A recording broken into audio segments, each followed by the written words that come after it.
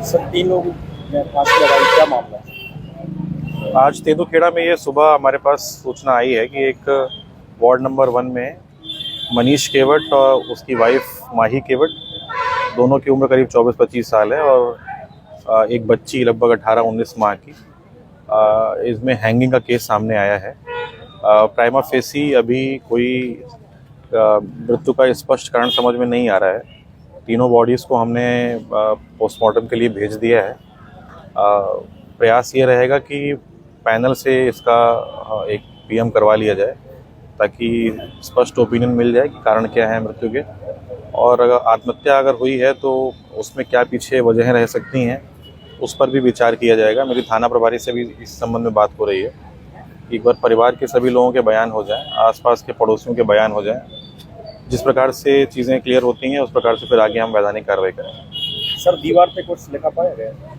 दीवार पे कुछ लिखा हुआ है कि वो उस पर अभी क्लैरिटी नहीं मिल रही है, स्पष्ट रूप से समझ में नहीं आ रहा है। हमने फोटोग्राफर की टीम को बुलाया है, उसको हम फोरेंसिकली भी प्रिजर्व करेंगे, उसको फोटोग्राफी करा के, और बाकी और फोरेंसिकली कैसे उसको हम प्रिजर्व कर सकते हैं। तो देखते हैं, अगर वो केस से संबंधित हुआ, उसका कुछ इस केस पे इम्पैक्ट पड़ता है तो उसको हम इन्वेस्टिगेशन में शामिल करेंगे।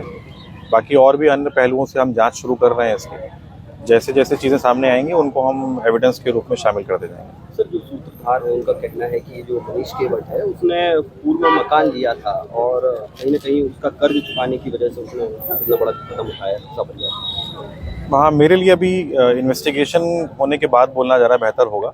अभी बहुत सारे कारण हो सकते हैं मृत्यु के, पर जब तक इन्वेस्टिगेशन में चीज़ें क्लियर नहीं होती हैं, हो सकता है वो चीज़ें हम बता नहीं सकते। ये बात अभी सामने आई है कि कर्जे का इशू था, पर मृत्यु के पीछे वही कारण है, ये बोलना अभी हम स्पष्ट रूप से सही नहीं होगा।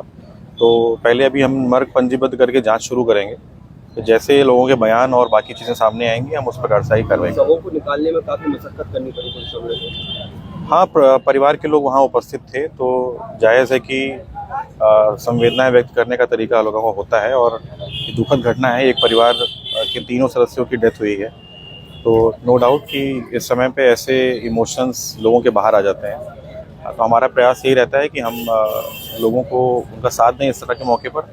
हमारी संवेदनाएं उनके साथ हैं, और हम जल्दी ही इसमें जो भी इन्वेस्टिगेशन ठीक से होनी है वो करवा के केस कंप्लीट करेंगे। क्योंकि आप मौके पर पहुंचे हैं, परिजनों से बातचीत हुई, क्या निकला है अभी तक? नहीं, अभी परिजनों से बातचीत दरअसल हो नहीं पाई है, क्योंकि अभी वो बातचीत करने की हालत में नहीं है।